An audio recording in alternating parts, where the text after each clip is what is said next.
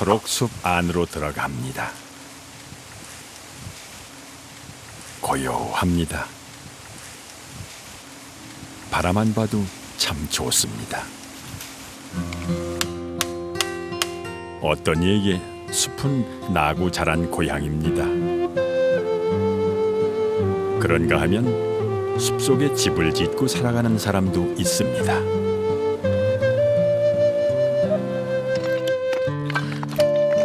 삶의 번잡스러움도 욕심도 잠시 내려놓게 됩니다.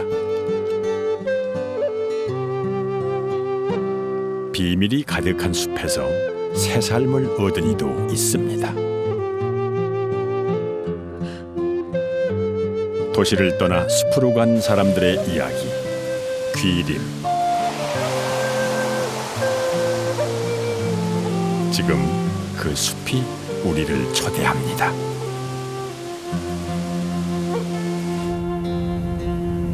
전라남도 나주시 금천면. 배나무 과수원을 지나면 울창한 동산 하나가 나옵니다. 비밀의 정원, 죽설헌입니다. 이곳은 박태우 씨 개인의 정원입니다. 안녕하세요.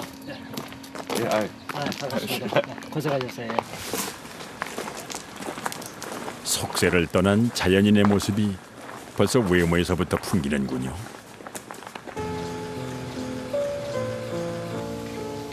이곳은 한여름에도 마치 깊은 산속에 들어온 것처럼 서늘한데요.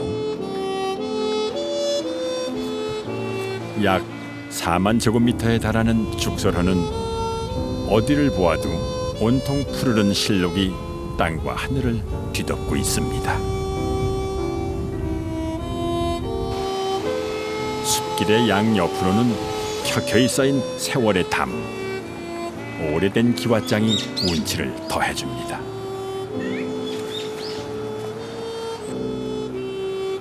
아무렇게나 방치된 전봇대 하나도 이곳에선 자연의 일부가 됩니다. 옛날에 그 시멘트로 된 전신주에 가로등을 제가 설치를 하고, 그러고 곧바로 제가 송악을 심었거든요. 밑에다가 이렇게 심었어요. 그래서 이것이 이제 자연스럽게 막 감고 타고 올라가서 이 전신주가 거의 안 보이잖아요. 굉장히 자연 친화적으로. 그야말로 전봇대와 송악의 환상적인 공생입니다.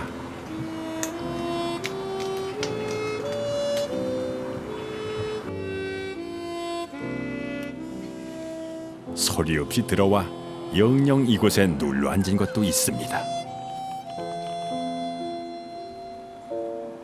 이 길은 그 내가 정원을 가꾸면서 전혀 예상치 않은 길이에요. 뭐냐면은 이제 길이 풀들이 나니까 이제 예초기로 키 높은 풀들만 계속 잘라줬거든요. 그랬더니 여기가 약간 그늘이 좀 지면서 약간 습해요.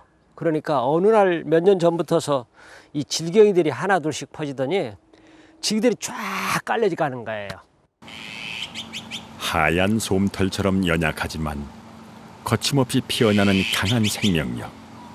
민들레도 그렇게 한 식구가 됐습니다. 인위적인 모습은 거의 찾아볼 수 없습니다.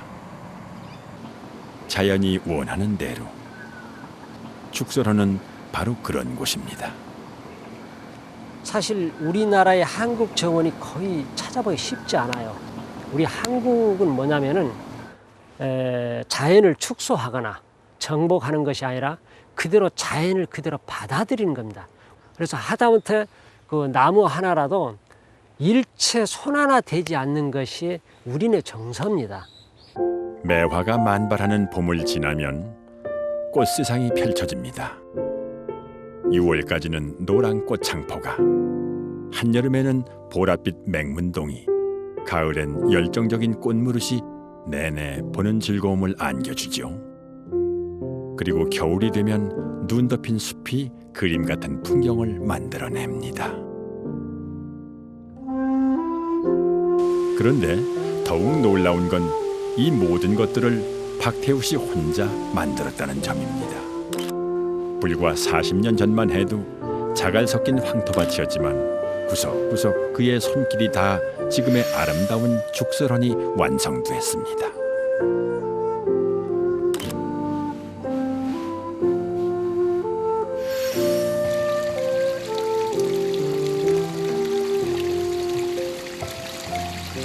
그는 가정 형편이 어려워 수업료가 공짜인 원예고등학교에 진학하게 됐는데요. 그때부터 나무와의 질긴 인연이 시작됐습니다. 그러니까 고등학교 그때는 그냥 나무가 좋아서 심었었죠. 그랬는데 이제 세월이 이렇게 흐르다 보니까 벌써 40년의 세월이 흐르다 보니까 굉장히 울창해진 거죠.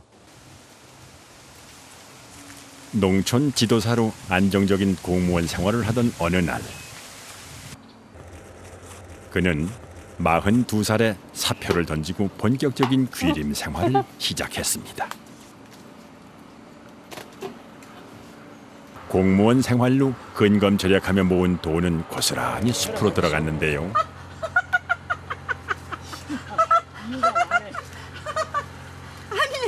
돈 되는 배농사 대신 왜 나무를 심냐는 주위의 핀잔도 적잖이 들었습니다. 큰 즐거움이에요.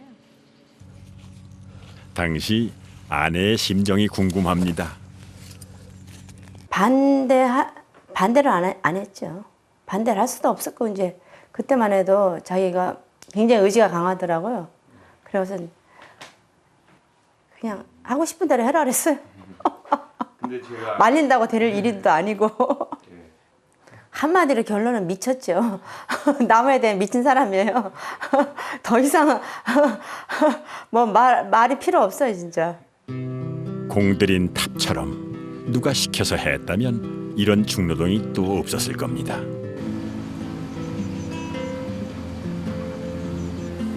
진흙으로 된 논밭을 깊게 파들어가자 자연스럽게 습지 연못이 탄생했습니다.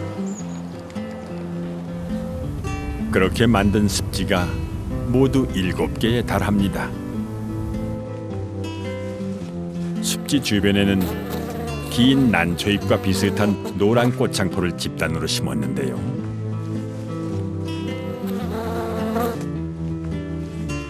이른 봄부터 늦가을까지 쭉쭉 뻗은 시원함을 안겨주는 노란 꽃창포는 잔뿌리가 많아서 정화 능력도 아주 뛰어납니다.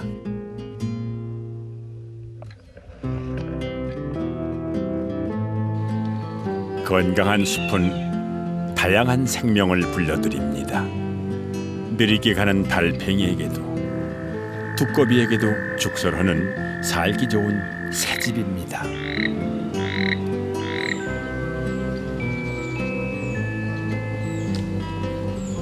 새로운 생명의 탄생 역시 이곳에서 늘 볼 수 있는 광경이죠. 알을 낳은 지 열흘이 지났습니다. 새끼들은 과연 무사히 태어났을까요? 5마리 모두 무사하군요. 카메라를 보고 먹이를 달라네요. 얼른 피해줘야겠죠. 잠시 후 새끼들이 그렇게 기다리던 어미새가 먹이를 물고 돌아옵니다. 붉은 머리 오목눈이라 불리는 뱁새인데요. 이곳에서 오래오래 행복하길 바랍니다. 하찮게 여겨 버려진 것도 이곳에선 새 생명을 얻습니다. 낡고 빛바랜 기왓장은 기왓담으로 다시 태어났습니다. 옛날에 장인이 두들겨서 다 만든 것들이거든요. 진짜로 한자 한자에 저는 보물이라고 생각해요. 깨진 기왓장도 그에겐 너무 귀한 것들이었죠.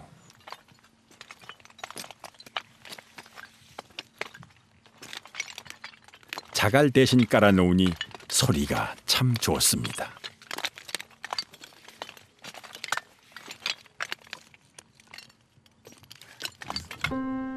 아기자기한 정원 한가운데 멋스러운 숲속의 집이 나옵니다. 개호두나무와 송악 같은 넝풀 식물이 무성한데요. 한여름 시원한 그늘막이 되어줍니다.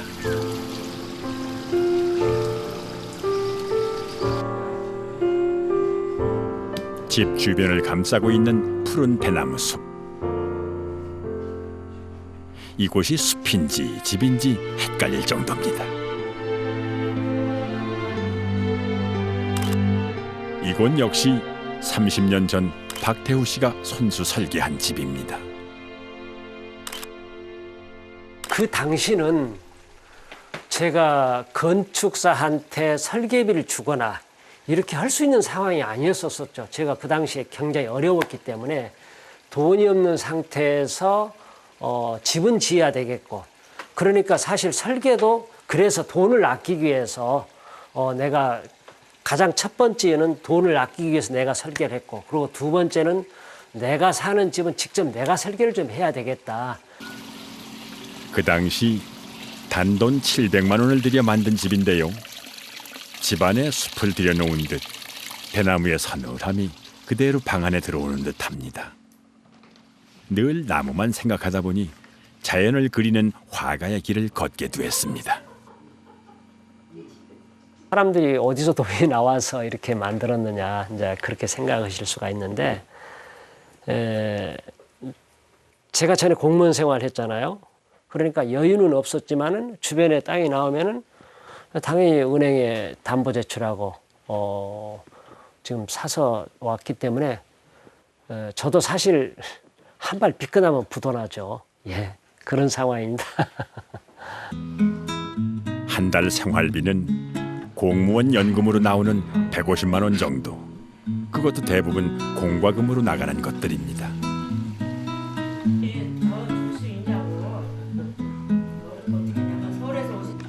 먹을거리는 자급자족으로 해결하고 도시가 아니기에 체면 유지비도 들지 않습니다.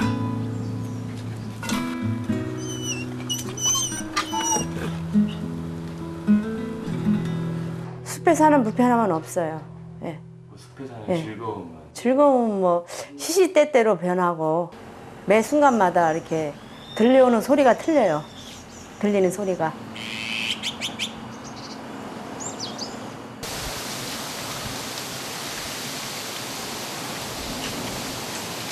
숲속에서는 빠르게 걸을 일이 없습니다. 아니, 몇 개 앞으로 더 따요? 이렇게 떠나가지고. 이 나무는 죽었대요, 뭐? 그러니까 이것이 그늘지니까 벚나무가 산꽃이잖아. 어. 그늘지니까 대나무에 죽을 것 같아. 자연스럽게 죽어서 가지 떨어지니까 상관없지 뭐. 저쪽으로는 나무 언제 보아도 죽어서 질리지 더 않고 이상 볼 제대로 때마다 못 그리운 나가고 숲. 처지를 않다고. 아유, 대나무가 다 잡아먹어, 이제. 괜찮아. 아유, 좀. 지금 많은 사람들이 여기를 와서 여기서 무슨 뭐 찻집을 해도 되겠다, 음식점을 해도 되겠다, 이제 그런 얘기들을 해요.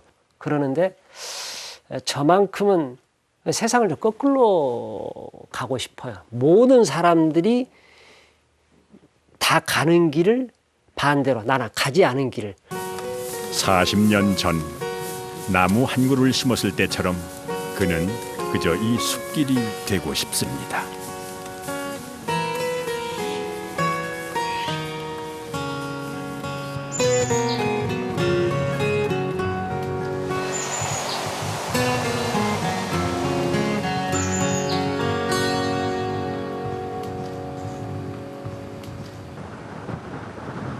언제 가도 가슴이 설레입니다.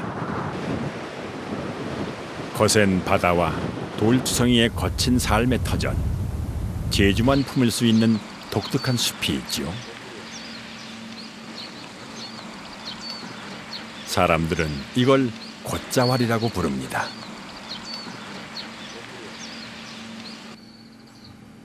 화산 활동으로 만들어진 곶자왈은 가시덤불이 많아 땅 주인도 자기 땅을 못 밟는 일이 허다하다는군요.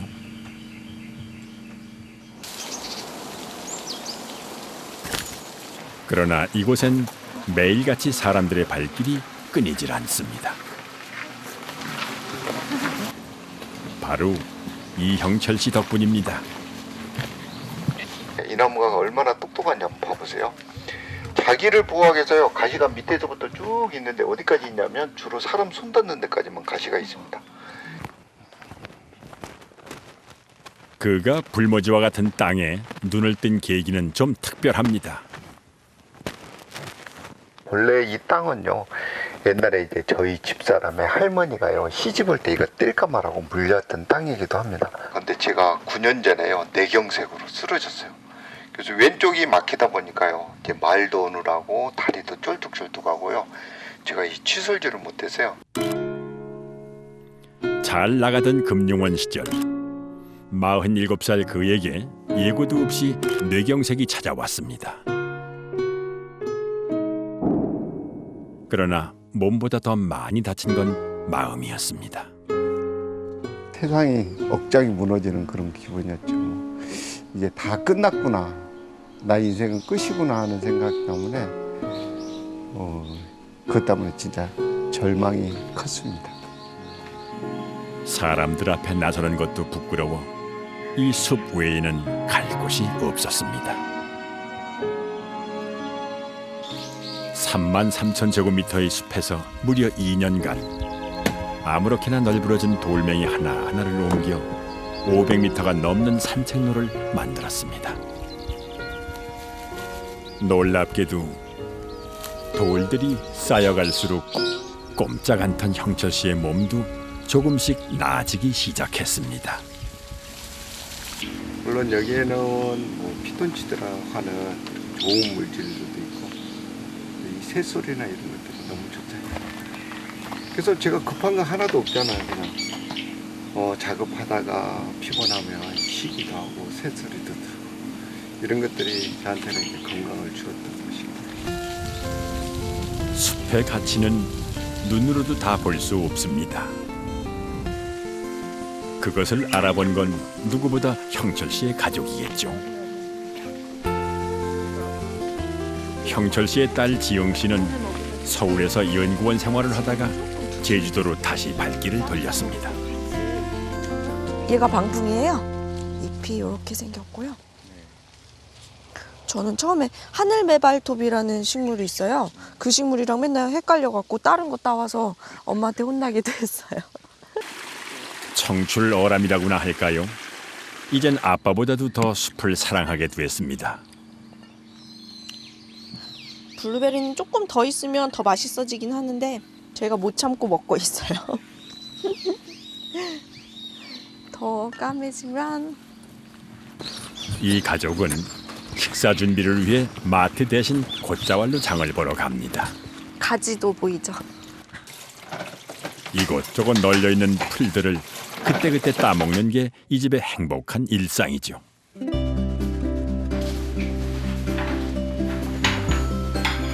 거의 다 대부분 저희 집 주변에서 나온 것들이고요. 멸치는 사온 거고 그다음 나머지 호박, 국에 들어간 호박도 첫 수확한 거예요. 저희들. 요 비듬 나물은 한라봉 하우스 속에서 나온 거고 또 이거 숲에 살다 보니 밥상도 점점 자연을 닮아갑니다. 아유 맛있겠다.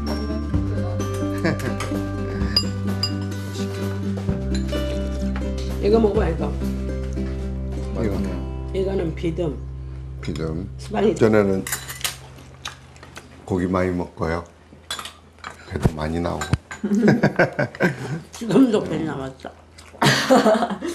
요즘 운동 안 해버리니까. 제가 뇌경색으로 쓰러지고 난 후에는 계속 막 이렇게 채소 위주로.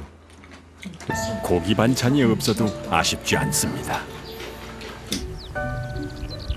형철 씨가 예전처럼 건강을 되찾은 사이 이 숲엔 식구가 한 명 더 늘었습니다. 바로 지영 씨의 남편 형철 씨에겐 사위입니다. 그들은 이 숲에서 100년 가약을 맺었습니다. 당시 결혼식을 올렸던 장소도 이렇게 멋지게 남아있죠.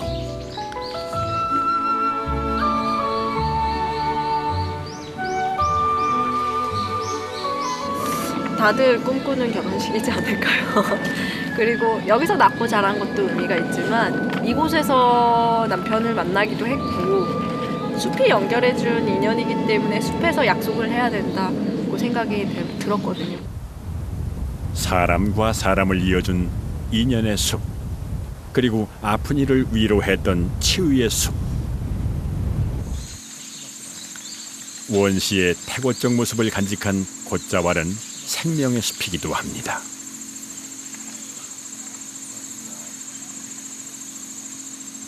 일 년 내내 수분을 머금고 있어서 양치 식물과 덩굴이 제멋대로 뒤엉켜 있습니다. 이끼를 뒤집어쓴 바위도 신비롭죠. 부분의 특징 중에 하나가 이 바밀렵이 굉장히 많습니다. 막 이렇게 군락지로 대량으로 있는 부분인데 뒤에 보면 이렇게 포자도 있고 특이해 보이지만 곶자왈에선 흔하게 볼 수 있습니다.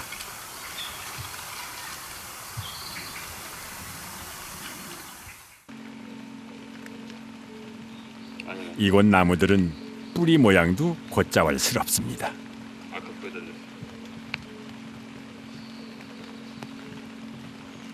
뿌리가요 이렇게 그냥 판자처럼 뱀처럼 이렇게 자랐잖아요. 돌 위에서 얘네들이 자라면 자기네가요 넘어지지 않게 해서 힘을 바짝 주는 거예요. 그러다 보니까 이렇게 근육질의 뿌리인데 이렇게 훌륭한데 과거엔 아무것도 할 수 없는 땅이라 여겨 평당 300원에 팔리던 곳이라고 합니다.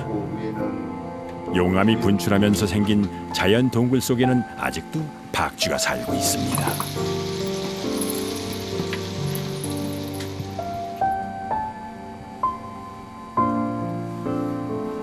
어디 그뿐인가요? 생태계의 건강성을 알려주는 지표종 반딧불이도 셀 수 없이 많습니다.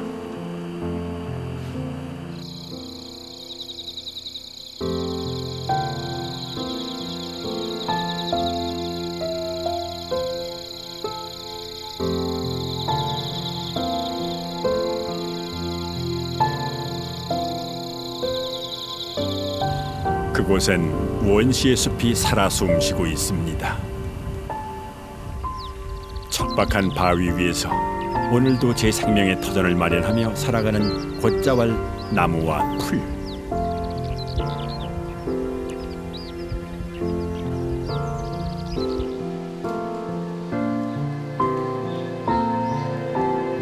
벼랑 끝에 몰렸던 형철 씨의 삶과 맞닿아 있습니다. 곶자왈은 제가 이제 실에 빠졌던 걸 다시 살려냈던 그런 숲이기도 합니다. 좀 몸도 건강해지고 정신적인 부분도 건강해졌던 그런 숲이기도 합니다.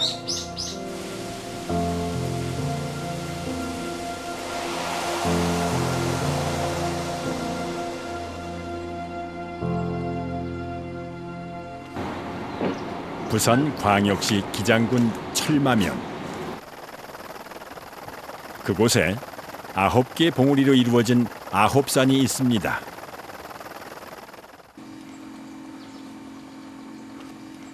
아홉산이 품고 있는 숲의 백미는 하늘을 찌를 듯 솟아있는 대나무입니다.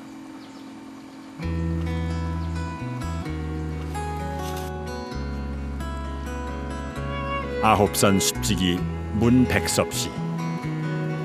그에게 대나무는 버시자 스승입니다.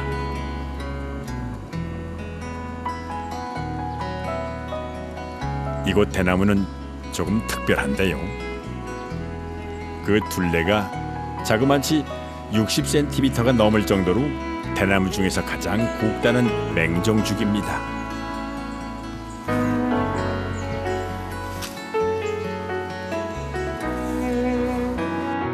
비온 뒤 대나무의 새순인 죽순이 땅을 차고 올라오는 모습입니다. 우후죽순이란 말은 바로 여기에서 나왔습니다.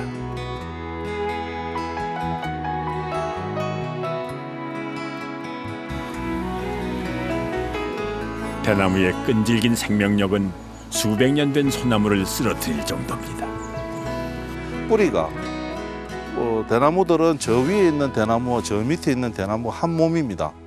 전부 뿌리로 다 그물처럼 이어져 있기 때문에 이 뿌리들이 너무나 더세어서 소나무의 뿌리들을 못 살게 굴어서 결국은 소나무 배겨나지를 못하는 거죠. 요거죠, 요거. 대나무 뿌리입니다.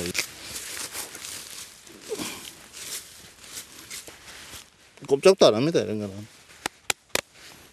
뭐 일본에 지진이 많이 나니까 일본에는 지진 나면 대밭에 뛰어 들어가라라고 하는 말이 있답니다. 그만큼 이게 질기게 묶여 있어서 땅이 잘 안 갈라진다고 그럽니다. 크고 굵은 맹종죽과는 달리 이렇게 키가 아담한 대나무도 있습니다. 마디가 마치 거북이 등껍질과 비슷하다고 해서 이 대나무는 구갑죽이라 불립니다. 줄기가 검은색인 이 녀석은 거물 오자를 써서 오죽입니다. 마디가 사람의 얼굴을 닮았다는 포대죽도 다른 데선 볼 수 없는 귀한 것이죠. 아홉산 숲에 대나무만 있는 것은 아닙니다. 계단처럼 층을 이루어 시원하게 뻗은 편백나무 숲. 피톤치드의 편백숲은 벌써 그 나이가 60이 넘었습니다. 이곳에 분포하는 식물만 500여 종. 작은 국립공원과 맞먹는 정도인데요. 더 놀라운 건 50만 제곱미터에 달하는 이 거대한 숲이 저절로 만들어진 것이 아니라는 점입니다. 저의 할아버지들이 조상님들이 워낙에 숲을 사랑했다 그러나요, 요즘 말로. 나무에 대한 애착이 굉장히 많았습니다. 그래서 그게 자연스럽게 장자로 이렇게 내려오면서 그 정신이 이어졌던 거겠죠. 과거의 아홉산 숲은 지금보다 훨씬 후행한 모습인데요. 무분별한 벌채를 삼가고 대대로 조림을 시작했습니다. 그렇게 300년. 무려 9대에 걸쳐 완성된 숲입니다. 이제 저희 할아버지가 인력에다가 매일 일기를 쓰신 겁니다. 새죽을 맞아 정리하고 하우스 손질하고 할 것이다. 아홉산 숲 일기와 더불어 일제강점기에 나무를 지킨 기록도 남아 있습니다. 이러한 그 측량도에서부터 시작해가지고 소유한 사실 땔감들을 제공했다라고 하는 것은 그 단순한 것이 아닙니다. 그 마을들의 말하자면 사람들의 어쩌면은 크게 인심을 얻을 수 있는 대목이기도 하고 나무가 적절하게 가지치게 한다라고 하는 그런 의미도 갖고 있기 때문에 그 놀랍게도 벌목에 관한 기록을 남겨놨다라고 하는 것은 사실은 놀라운 일입니다. 그는 9대째 숲을 가꾸고 있습니다. 이게 아주 오래 전부터 쓰던 큰 톱입니다. 큰 톱. 이게 이제 나무 벌목용으로 쓰던 톱인데 한 몇십 년 됐겠죠. 이 정도 되는 거는 상당히 큽니다. 이젠 뵐 수도 없을 정도로 세월이 묻어납니다. 팔면 돈이 되겠지만 숲을 보존하려면 유지 비용이 만만치 않습니다. 좀 억울한 생각도 들 것 같습니다. 저도 자연스럽게 거의 숙명적으로 숲이라는 게 과연 이렇게 잘 가꿔져야 되겠다. 이제 저절로 그렇게 독립하게 된 거고요. 뭐 유전자적으로 그렇게 되어 왔다고 해도 과언이 아니죠.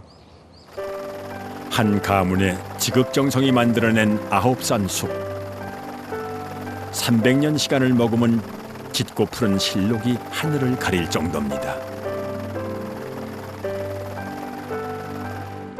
백섭 씨가 어렸을 때나 지금이나 늘 하던 일이 있지요. 바로 하루만 지나면 몰라보게 자란 죽순을 따는 일입니다.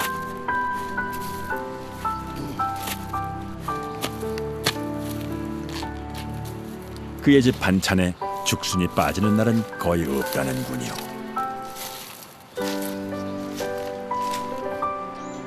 그가 어린 시절을 보낸 고택. 아홉산에서 난 나무로만 지은 관미헌입니다.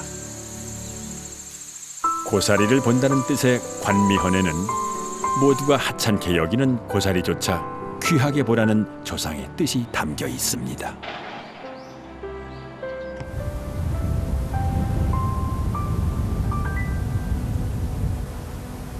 삶으려면 우선 손질부터 해야겠죠.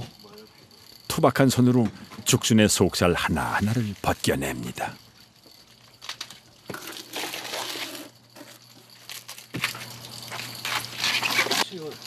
열을 많이 먹으면 가지고 이게 삶으면 이 껍데기 안에 온 열이 들어서 벗길 때 거의 화상처럼 이게.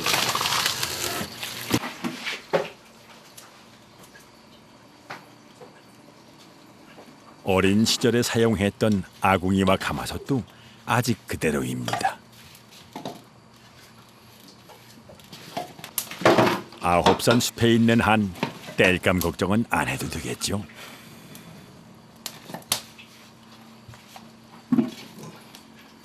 한 시간이 지나자 김이 모락모락 피어납니다. 이제 그만 꺼내도 된다고 알려주나 봅니다. 자, 다 익었는 거 한번 보입시다. 불은 다 뜨겁네. 아이고 뭐 잘 익었네. 잘 익었습니다. 보입시다. 다 삶았어도 또 한 번 기다려야 합니다. 찬물에 담가서 아린 맛을 빼주어야 아삭하면서도 부드러운 죽순의 맛을 제대로 느낄 수 있습니다. 아홉산 숲은 예약된 소수의 인원에 한해서만 숲을 개방하고 있는데요. 욕심이 들어가는 순간 나무가 훼손되기 때문이라는군요. 숲지기에게 죽순은 아슬아한 추억의 맛입니다. 막걸리 한 잔 있으면 좋겠다. 한잔 하시랍니까? 안 하시죠? 300년 대를 이어 숲을 가꾸고 숲을 나눴던 삶. 숲엔 긴 시간이 배어 있습니다. 숲을 가꾸는 것은 아주 넓은 의미의 복지에 관한 문제라고까지 생각을 하거든요. 그래서 숲에 투자를 해서 그것이 얼마 있다가 나중에 돈이 되어서 나온다라고 하는 이런 도식적인 생각보다는 인간이 사는 사회에 숲이 건강하게 있음으로써 많은 또 다른 건강함들을 우리가 같이 함께 나눌 수가 있다. 그래서 숲은 그 의미를 갖고 있다고 보는 거죠. 여러분은 언제 자연의 소리를 들어보셨나요?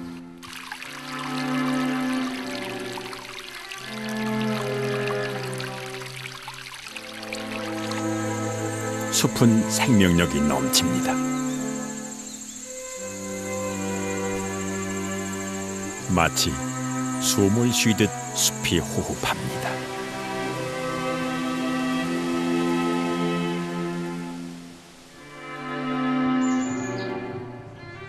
누군가 만든 숲, 누군가 갖고 온 숲, 누군가 돌아간 숲. 허젓한 숲길이 그리워지는 7월. 지금 그 숲이 우리를 부릅니다.